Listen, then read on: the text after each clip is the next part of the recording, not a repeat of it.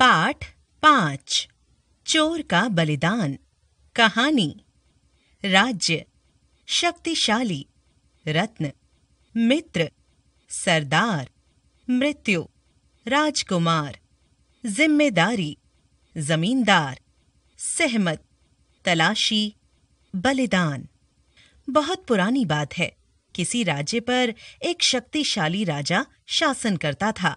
उसका एक पुत्र था जो राजकाज में, राजनीतिक क्रियाकलापों आदि किसी में भी रुचि नहीं लेता था।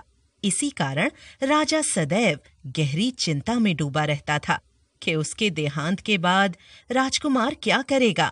राजकुमार अपना सारा समय अपने 2 दोस्तों के साथ बिताता था। उनमें एक धनी व्यापारी का पुत्र था तथा दूसरा एक संपन्न जमींदार का पुत्र था। तीनों दोस्तों को अपने भविष्य की कोई चिंता नहीं थी। वे सारा दिन नगर में घूमते रहते थे। एक दिन राजा ने राजकुमार को बुलाया और उसे समझाया कि यही समय है कि राजकुमार अपनी जिम्मेदारियों को समझ ले, क्योंकि राजकुमार ही राज्य का भावी राजा होता है।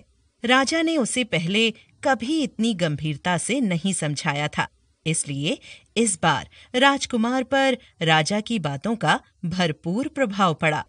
अगले दिन राजकुमार अपने दोस्तों से मिला और बोला, दोस्तों, मैं आज से अपना राज्य छोड़कर किसी और राज्य जा रहा हूँ। वहां जाकर मैं धन कमाना चाहता हूँ और सिद्ध करना चाहता हूँ कि मैं अपने पिता का जिम्मेदार पुत्र हूँ। मैं अपनी इस सफलता के बाद ही वापस लौटूंगा। उसकी बात सुनकर उसके दोनों मित्र एक स्वर में बोल उठे, दोस्त, हमें भी तुम्हारी तरह अपनी योग्यता अपने अपने पिता के समक्ष सिद्ध करनी है। अतः हमें एक साथ चलकर अपना भविष्य खोजना चाहिए। इसलिए हम तीनों ही साथ जाएंगे तथा कामयाबी के बाद साथ साथ ही वापस लौटेंगे। इस तरह तीनों अपने परिवारों को सूचना देकर अपना भाग्य बनाने के लिए चल पड़े। कई दिनों तक लगातार चलने के बाद एक दिन तीनों दोस्त एक पर्वत पर जा पहुंचे। काफी खोजबीन के बाद उन्हें एक स्थान पर कुछ रत्न मिले। तीनों ने रत्न इकट्ठे किए और फिर पर्वत से नीचे उतर आए। जब वे तीनों वापस घर की ओर चलने लगे, तब जमींदार का पुत्र बोला, दोस्तों, हम तीनों के पास बहुमूल्य रत्न हैं, इसलिए मुझे घर जाते हुए डर लग रहा है। तुम्हें किस बात का डर लग रहा है? राजकुमार ने पूछा। जमींदार का पुत्र बोला, यहाँ आते समय हमें घना जंगल पार करके आए हैं। यह तो सब जानते हैं कि जंगल में चोर डाकू रहते हैं। यदि हमें कोई चोर डाकू मिल गया तो वो हमसे सब कुछ छीन कर ले जाएगा और हमें मार डालेगा। उसकी बातें सुनकर व्यापारी का पुत्र बोला, मेरे पास एक उपाय है। क्यों ना हम अपने अपने रत्न किसी फल के साथ निगल लें? फिर यदि कोई डाकू हमें पकड़ भी लेगा तो उसे हमारे पास कुछ नहीं मिलेगा। दोनों दोस्तों को उसका यह उपाय बहुत पसंद आया। इसके बाद तीनों ने कुछ फल इकट्ठे किए तथा उनके साथ अपने अपने रत्न निगल लिए। फिर निर्भय होकर अपने घर की ओर चल पड़े। जैसा जमींदार का पुत्र सोच रहा था वैसा ही हुआ। जहां बैठकर वे तीनों बातें कर रहे थे, वहीं एक झाड़ी के पीछे एक चोर खड़ा होकर उनकी था। चोर ने मन ही मन योजना बनाई कि पहले मैं इन तीनों के साथ मित्रता करूंगा और फिर जैसे ही अवसर मिलेगा इनके पेट को चीरकर बहुमूल्य रत्न प्राप्त कर लूंगा। यह सोचकर वह चोर उन तीनों के पास गया और बोला, भाइयों, मैं एक यात्री हूँ।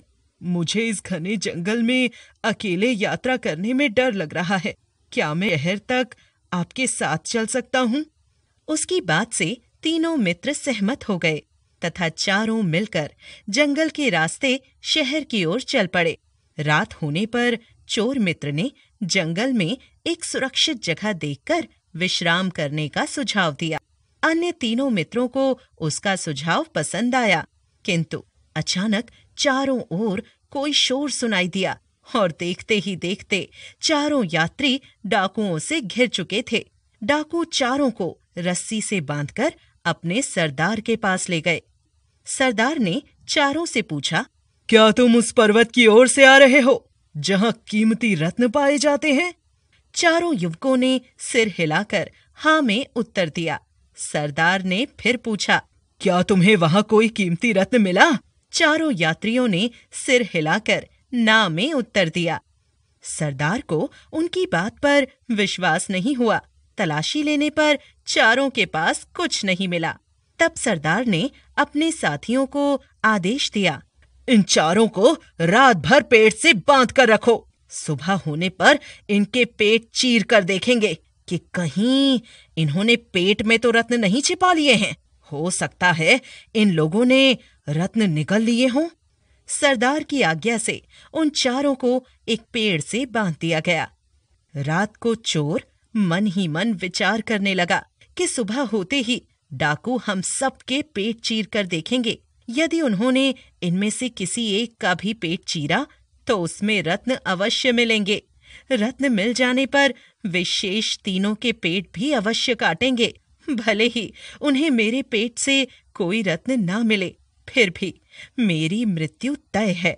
किंतु यदि सुबह होते ही डाकू सबसे पहले मेरा पेट चीर दे तो उन्हें उसमें कुछ न मिलेगा। ऐसी स्थिति में हो सकता है कि डाकू इन 3 मित्रों को जीवित छोड़ दे। अतः मेरे कारण इन तीनों का जीवन बच सकता है। रही मेरे जीवन की बात, वह तो हर स्थिति में जाना ही है।